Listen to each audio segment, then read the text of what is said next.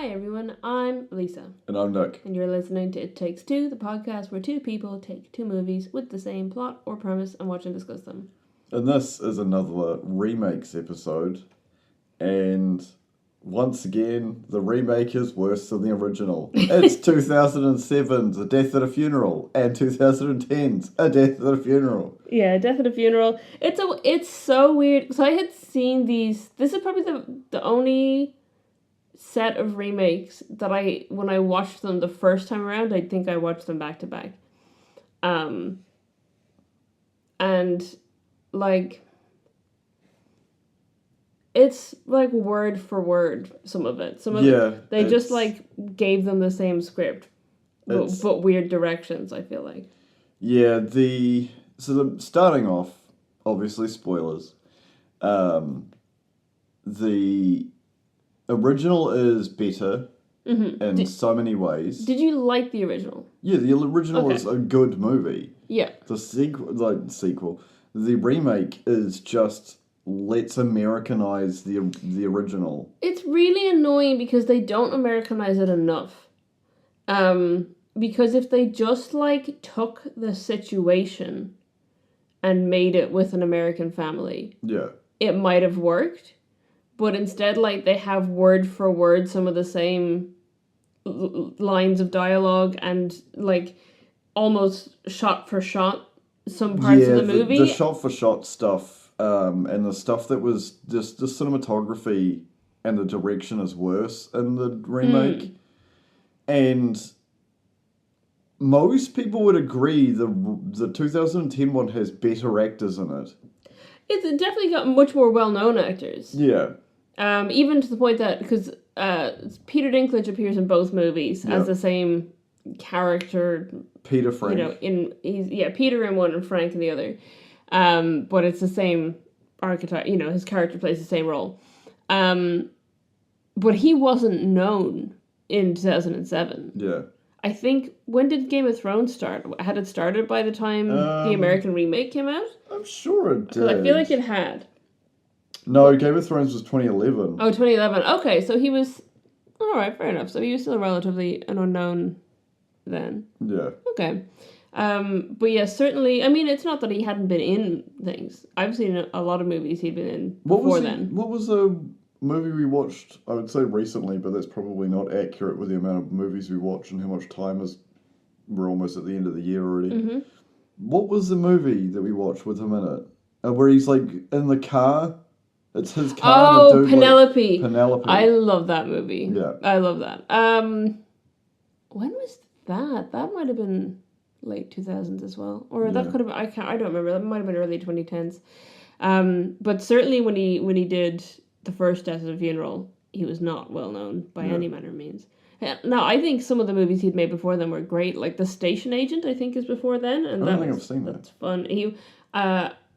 I believe, if I'm remembering the movie correctly, he plays a character named Finbar, which is funny to me because my brother's name is Finbar. Yeah. And it's a very Irish name specific to one area of Ireland almost that, like, people outside of Ireland don't know. So I found it very funny that I watched a Peter Dinklage movie where his name was Finbar. I think that was in The Station Agent, which is a weird... Is it just kind of like it's more of a solemn movie, but it's just like a really... odd cast of characters, and I think that's the kind of role he was getting just as a dwarf actor, I guess. But he also was clearly putting himself out there for whatever roles, because I'll jump into the trivia immediately. The role of Peter in the original Death at a Funeral in the script was written as an average height man. Yeah. And Peter Dinklage showed up on audition and killed the audition, and they rewrote the script to incorporate the fact that he was a dwarf. And then obviously his role in the movie was so pivotal that they literally cast him again in the remake.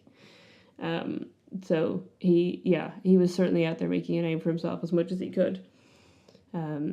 And then Game of Thrones happened, and he's now a household name. He was February in that character. In the calendar, sorry. What? He was February in the Game of Thrones character. Oh, the calendar. Keep saying character. Saying character. It's very confusing. Right, because it's the shortest month. Yeah. That's funny. Yeah. That's okay. Let's get into the movie. Yeah. Because there's only one movie here.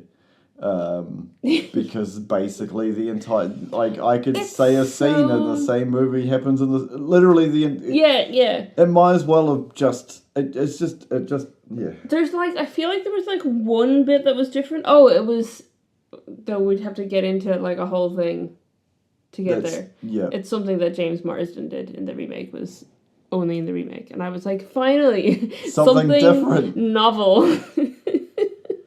So let's go over the characters. We have the older brother who has been living with his mum and dad, and his dad has passed away, and he's got a wife or a girlfriend, and they want to move out. Yeah, and in one there's a subplot where, in the remake, there's a subplot where they're trying to get pregnant as well. Yeah, which I just think they just put in there for haha moments and not actual pivotal to the plot. Yeah. We have the older brother who's a successful writer and a huge douchebag. Yeah, and potentially pedophile. Yeah, but I don't think it's the... Ephebophile? Yeah, I was going to say, it's to sound more like a pedophile, you explain the fact that there is different types. Yeah.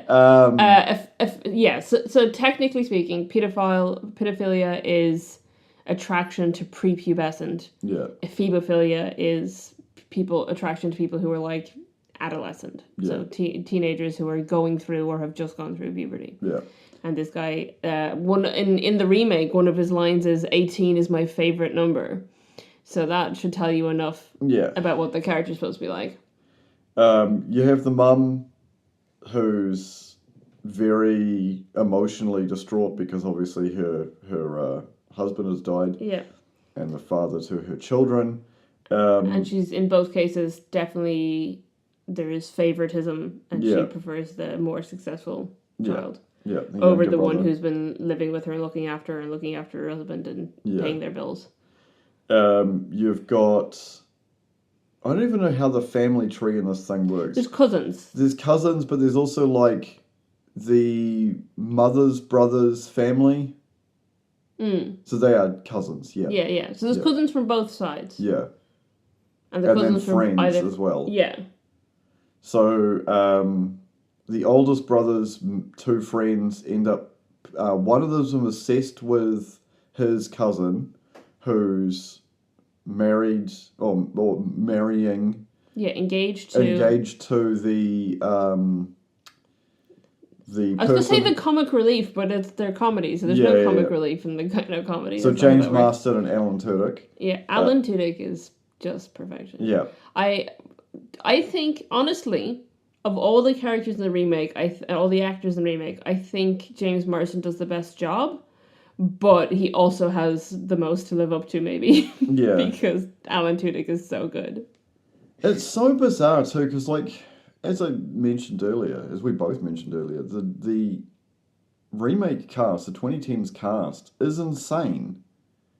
Like, both movies have ex-Firefly cast members in it, with the remake having Ron Glass. Keith Davis plays the Reverend. Like, there is some strong background. Well, Chris Rock... Martin Lawrence, like... Kevin Hart is in it. Kevin Hart is... It's like a cameo. Yeah. And it's just, like, it's Zoe Saldana. Yeah. And it's just so disappointing that... Is it Regina Hall? Is that the actress who plays the wife?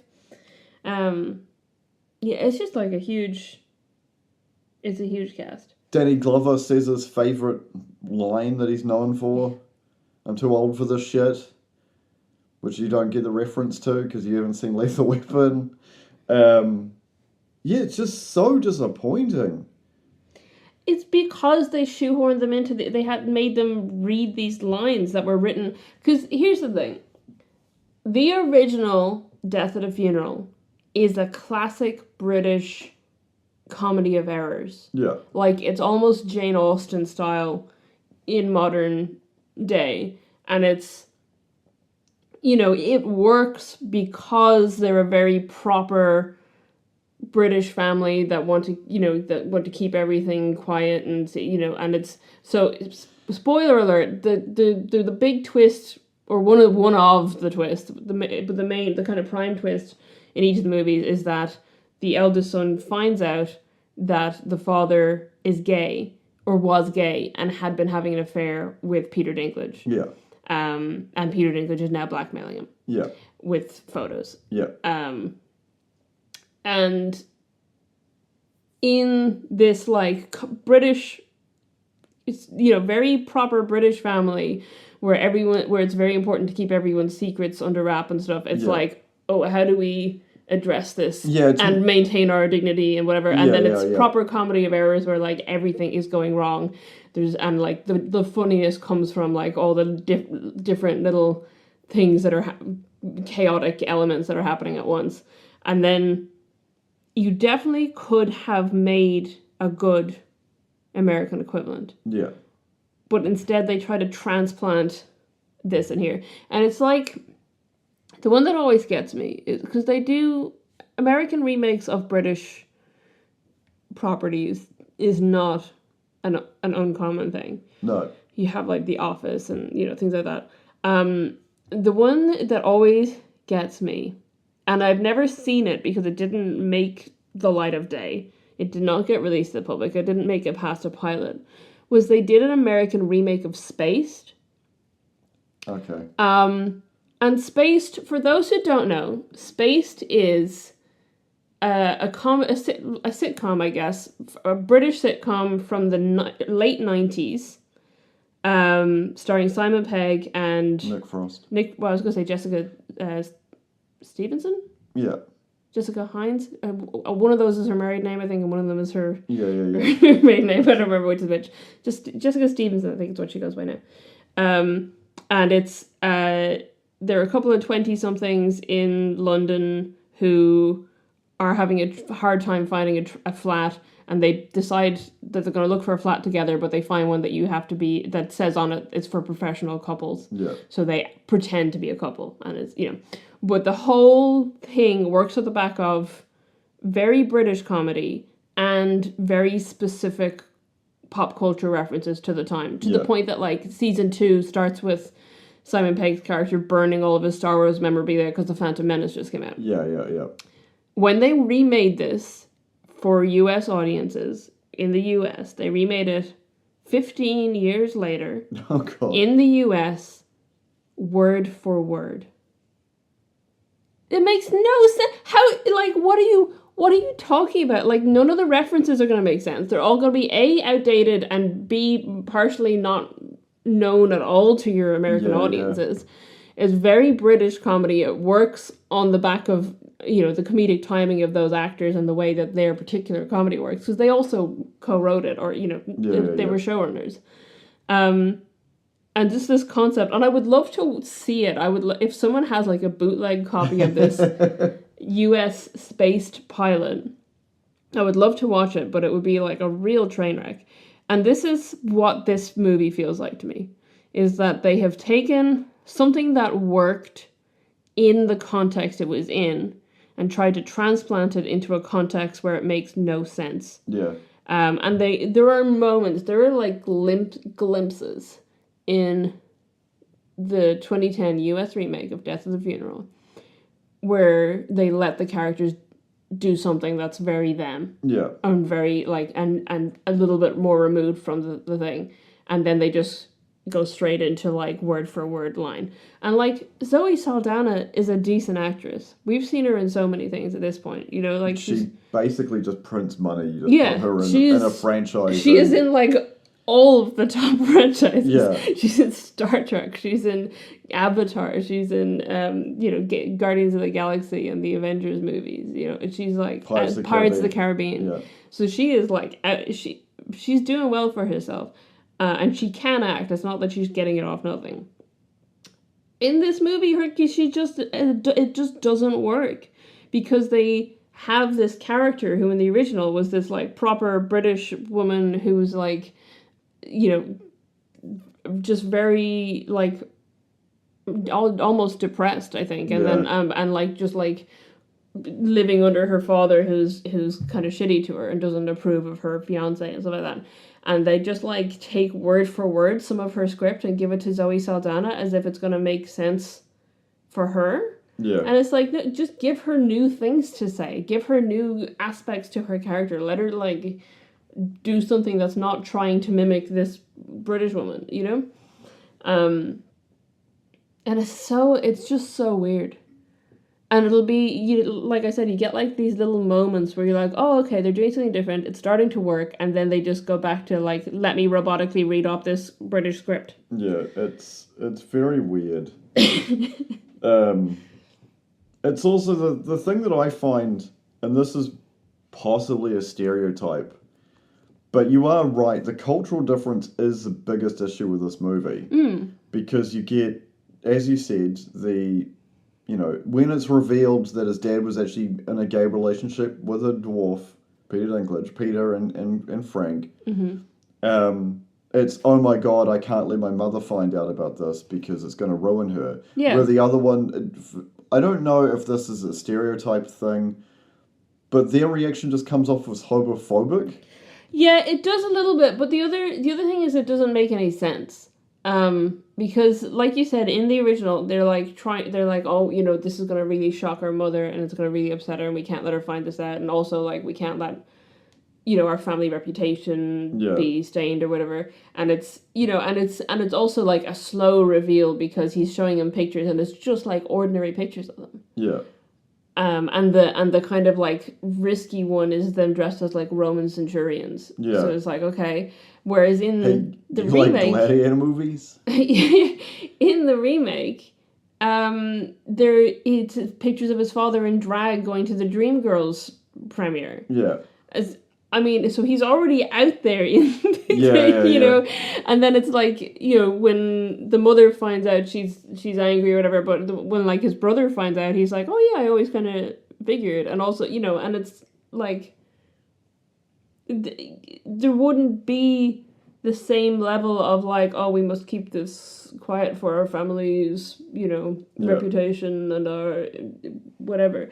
There's not the same, there's a level of privacy or like just like not wanting to tell people things about yourself that you get quite a bit in British families, especially very proper, which is from the house, from where they are, it all very seems like they're very, it feels like very old money, because that they're not wealthy, because that's the whole thing, so they're actually in debt and all this stuff.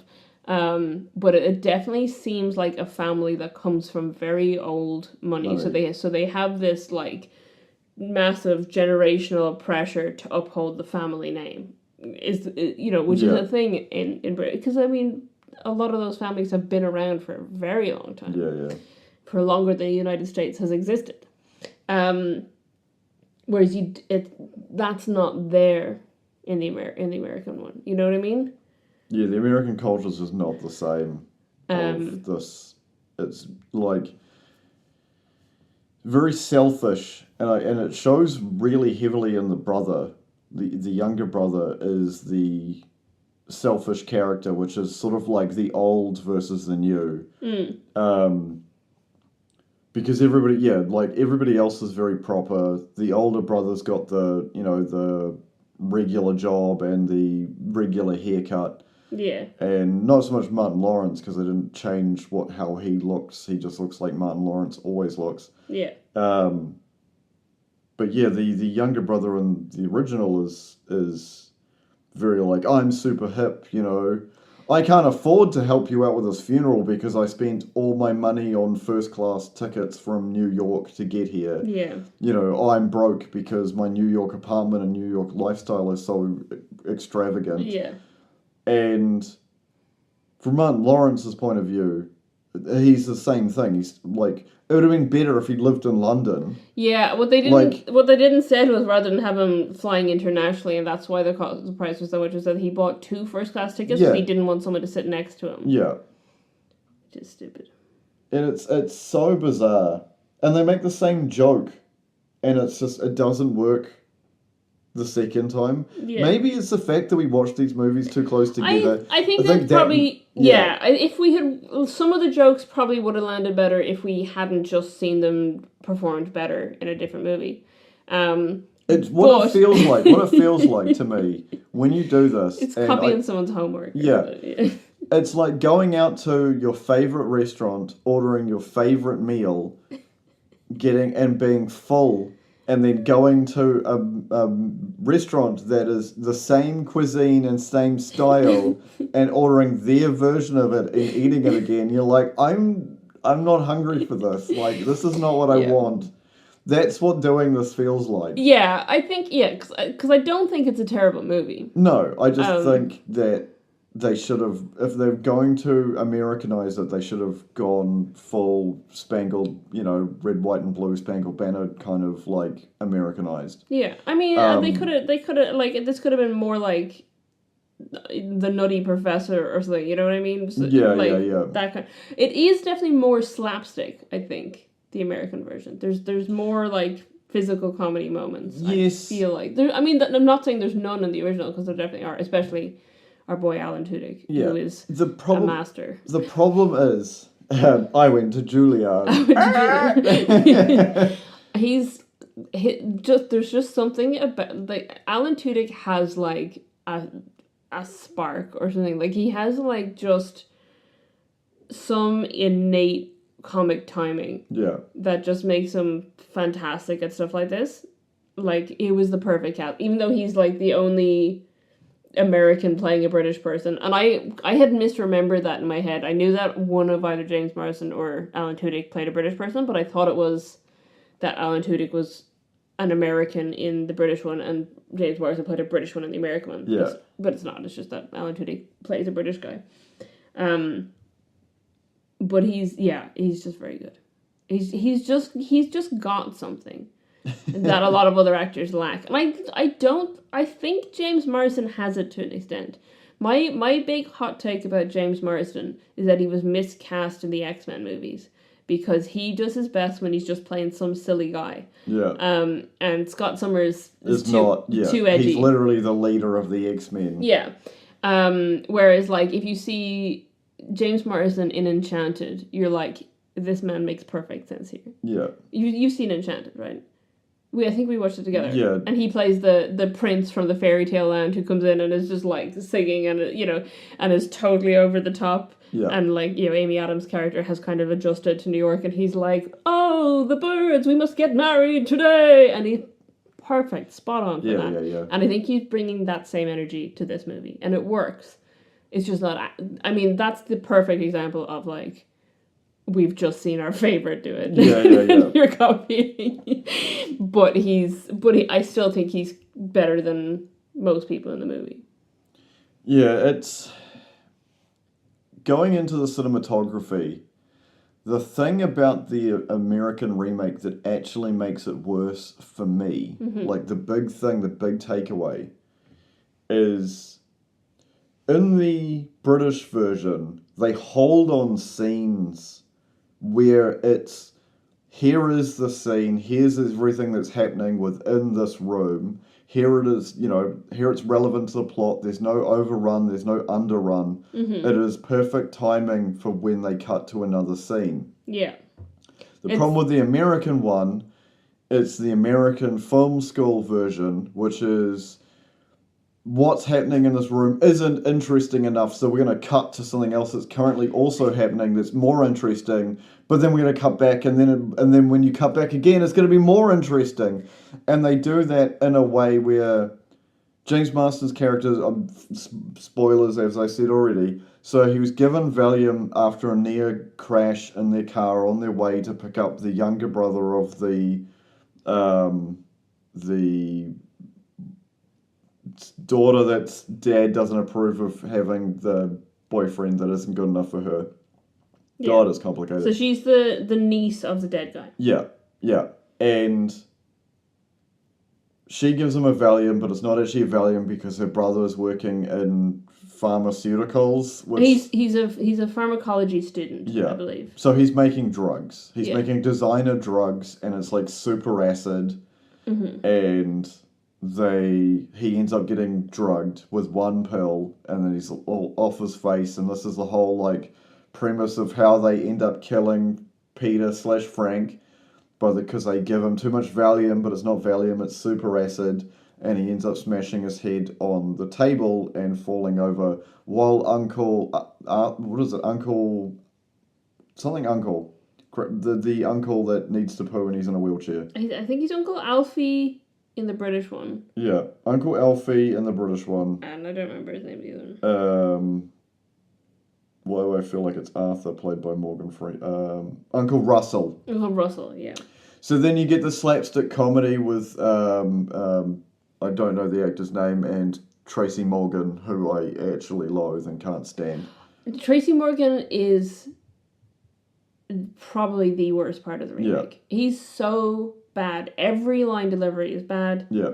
Everything he does is bad. Could they not have found a better actor? And also, but also the guy, I think maybe they just ran out of black actors who were willing to be in the movie. Tracy Morgan should have been playing the mortician, whatever. And put Kevin Hart. Kevin Hart in there. Yeah, swap them around. I was going to say the nephew, like the younger brother of the person engaged to, Zoe Saldana's younger brother in the remake. It was terrible as well. Absolutely terrible. Yeah. Nothing he said is believable. It seemed like he was like his lines are written on the ground and he had to look down and read them. And, it just really bad delivery of pretty much all of his lines. And again, maybe that's not the actor's fault. Maybe they needed to just give him lines that would make sense for him to be saying. That didn't sound like a British 20-something-year-old. Yeah, it feels very... What's the nicest way of putting it? This is irrelevant to you. Oh no, what have we found? No. What have we found? So, okay.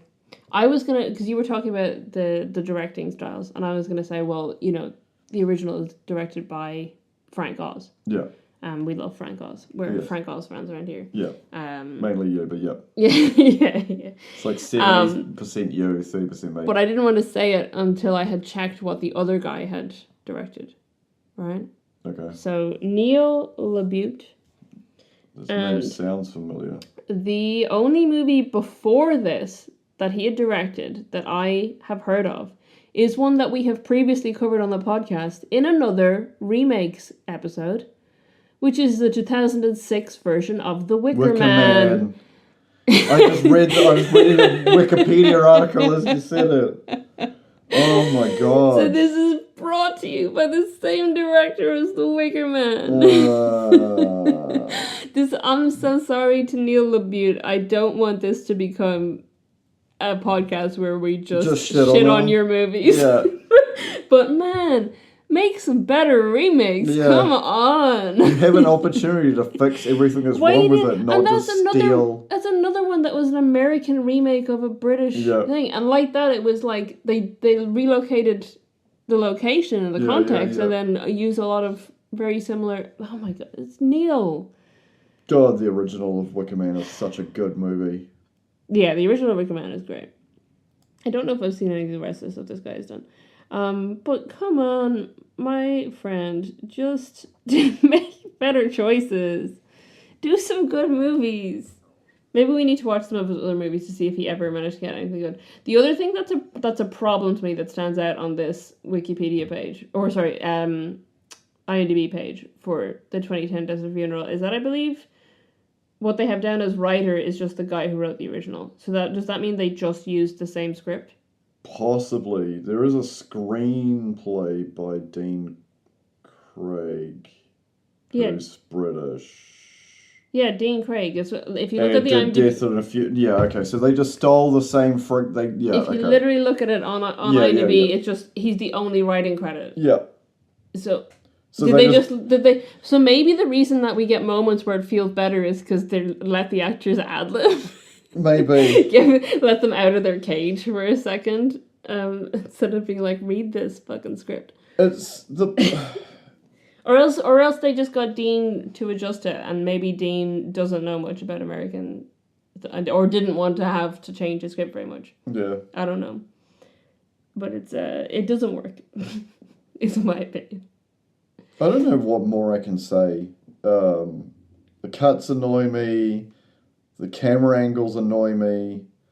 Just everything about the American version is just worse, just slightly. Yeah. Like, it's not bad. Like, I've seen bad movies. It's not a bad movie. That's what I'm saying. If you went into the movie and not seeing the original, exactly. it'd be fine. If you only see the American movie, it's a fine movie. Yeah. It's mediocre. Yeah.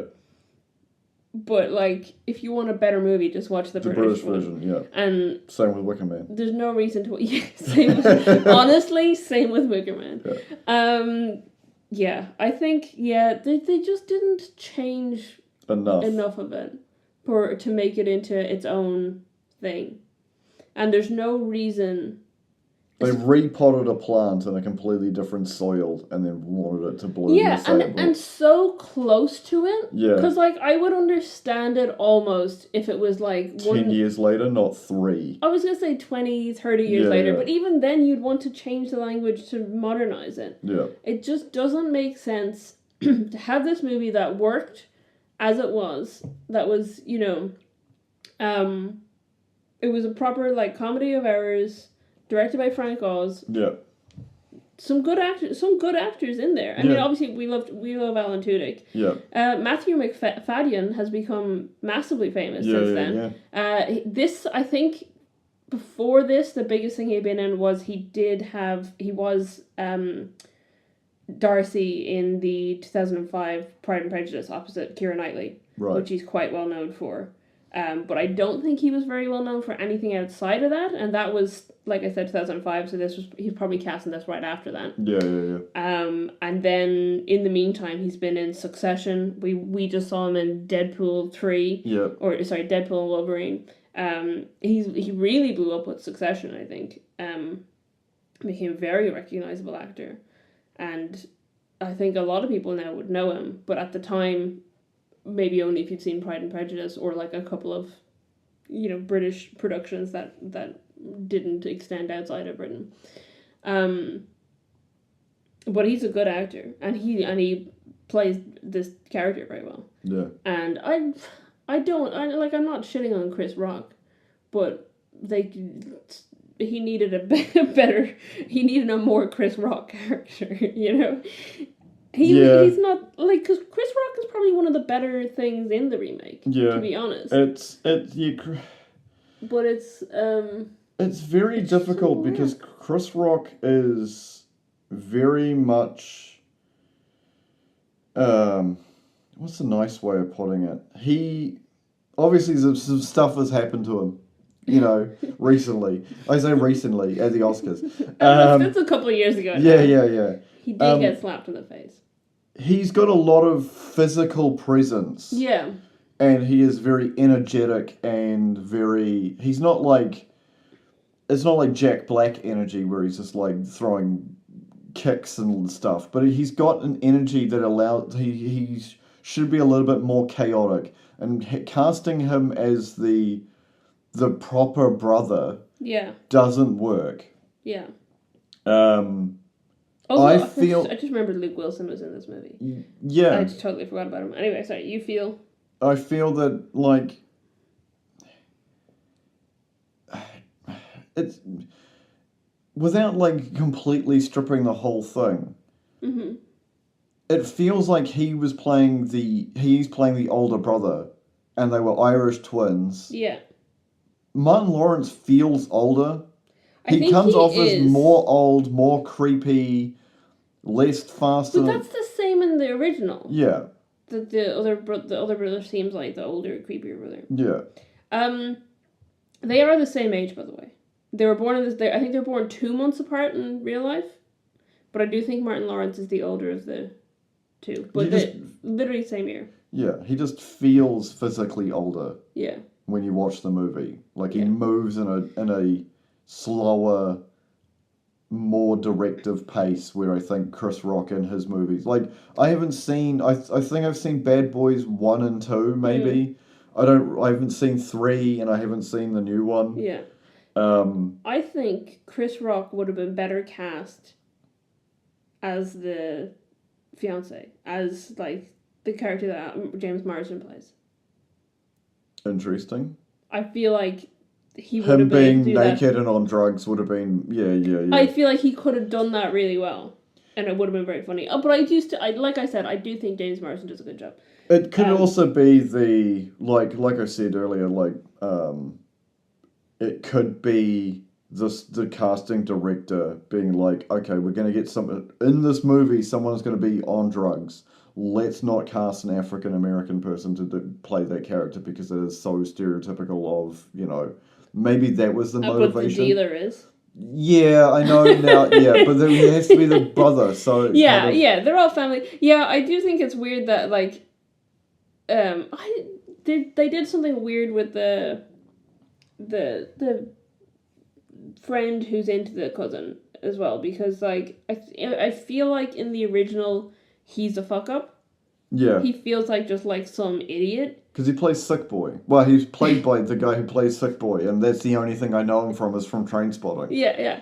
So he feels like he's supposed to be like this idiot. Yeah. And he's like, why are you with this guy instead of me? And she's like, okay, shut up. Whereas in the remake, he's played by Luke Wilson, but he's supposed to be like super successful. Yeah. And her dad really loves him, and her dad is trying to convince him that he can get her to break up with the other guy. And it's like, why did you need to do this?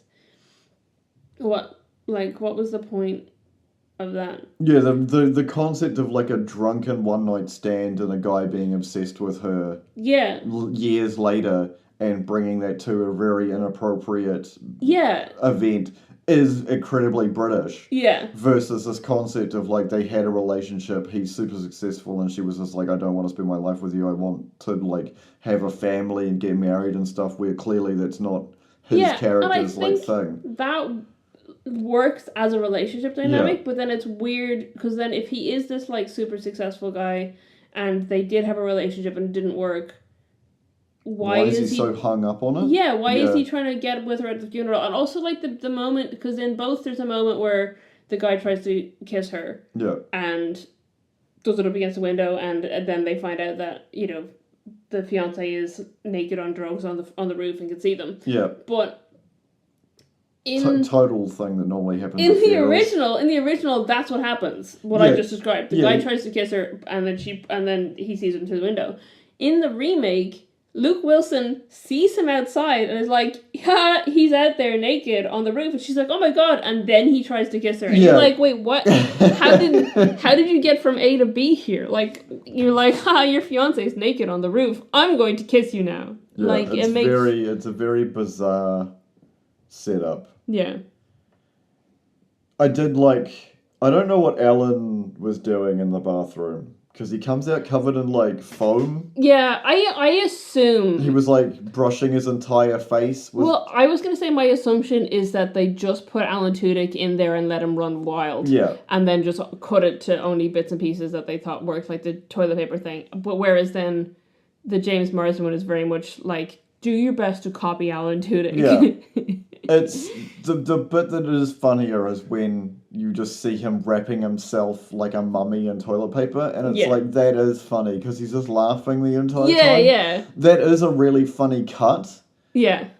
And then also they do, what they do in this one, and I mentioned at the beginning that there's like this one bit that's different, is, first of all, they don't climb up onto the full top of the roof of the building, which they do in the original, but he sits on top of the window. Yeah. And then when she comes up and talks him down, he falls off it and then is like hanging like off the edge, and then her brother has to run in and like break down the door and grab him naked and pull him in through the window. Yeah. And that was very funny. Yeah. And that was like, it was like, oh, finally something new to see in this movie that wasn't in the other version. And it is, just James Marsden being a silly guy. And I do think they needed a better actor to play the brother, but it's still, that scene works, I think. You want to get into some trivia? Because I think I don't have a lot. We've torn the 2010 one apart. We've kind of talked about all the trivia pretty much, but there is the two bits of trivia that I haven't talked about for the original are, one, the corpse, the father, Edward, is played by their stunt coordinator, which I thought was very funny. Yeah. That like he coordinates stunts and then his job, they cast him in the movie as a person who just stays totally still. Yep. And the other one is that Frank Oz, on the DVD commentary for this movie, admitted that in all the scenes, because you never see the picture that that Peter Dinklage shows them that everyone reacts to. Yeah. He just had actual gay porn and didn't tell the actors. Oh god. So all of I don't know if they did the same for the remake. I couldn't find out, but in the original, all of the scenes where Peter Dinklage shows the picture, or like Matthew McFadden shows the brother, Rupert Graves the picture, and they like have that very visceral reaction to it. It's because they're like expecting like a blank or like just like a regular photo, and then they actually just get shown gay porn. It's you made a very good point. Peter Dinklage is everything about I know I've made the same point. I was just going to say like his performance annoyed the shit out of me. It is not his fault. It's direction. No, it's not just direction. It's also the way the cinematography was the biggest issue. Because when he's like getting tied up and he's being force-fed drugs, and before the drugs have kicked in, when everybody comes into the room, which is very slapstick and very British, where everyone piles into a room, Monty Python made it very famous, because that is one of their running gags of just people piling into a room unexpectedly. The camera gets his eye line perfectly. Yeah. And his reaction is like, help me. Yeah. Like, you're on my side, like, help. And in the remake... He's just lying on the ground. Yeah, he's just like lying on his back, and you don't get the camera line to his eyes. You just see him through the gap of people. Yeah. The camera is at head height rather than elevated, which it is in the original, which like a down view into this like raucous on the ground. Yeah. Just everything about it. And the poo thing really annoyed me because it was just Tracy Morgan being hypochondriac, and it was just, they just went like, oh, instead of just getting a little poo on his face, let's spray his entire like upper torso with like, Yeah. Sorry. No, you're all good. I just want to. Just wanted to get that out. No, I just want to look up the cinematographer for the original, because obviously, great, Oliver Curtis. There you go. Because that's who you're a fan of. Here. You're a fan of Oliver Curtis. Has he done anything else we've seen? Let's find out. Cinematographer. Murray Gold did the music. Yeah, Murray Gold did do the music. He did something called Muppet Guys Talking. I wonder if he just worked with Frank Oz a lot. A lot of short films. There's Death at a Funeral. The Wedding Date, which we haven't done, but I think is... Oh, no, it's not. It's not. I was thinking of Maid of Honor, I think is on our list to do at some point.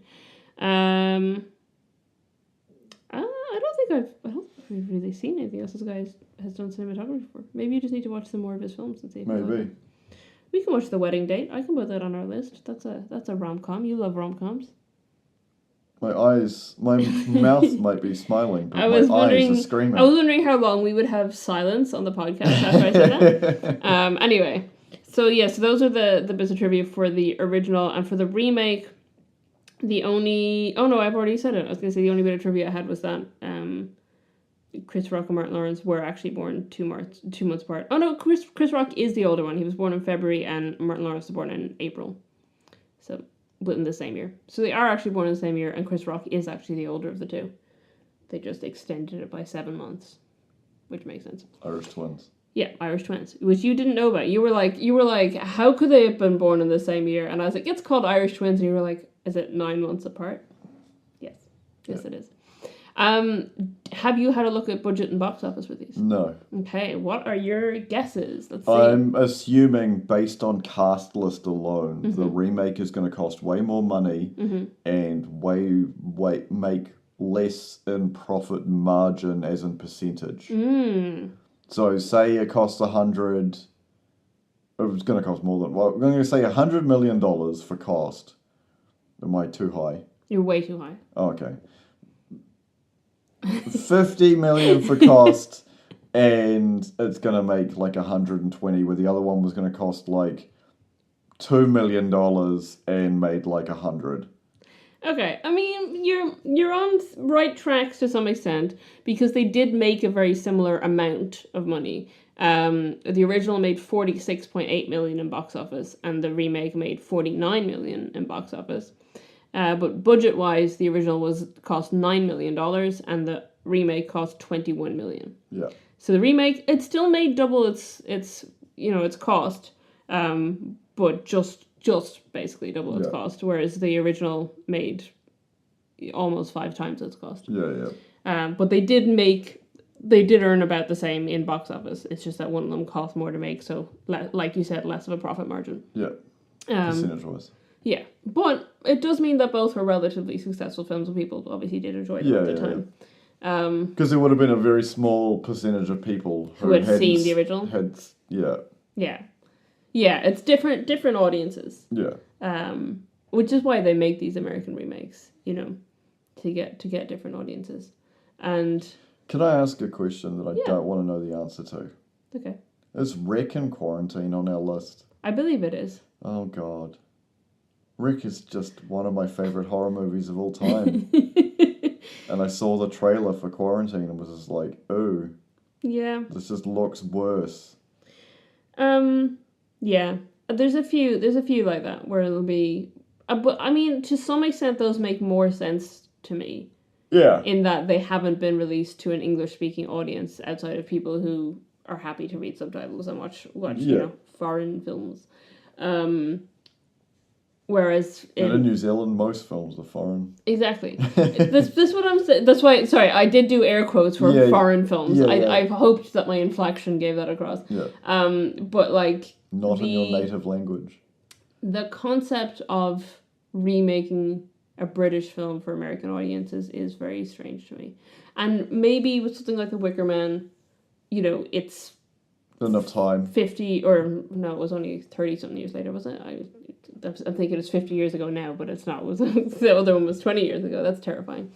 So like 30 years later or whatever, and putting it in a different context, which they did do better, I think, for Wicker Man than they did for Death of the Funeral. Yeah.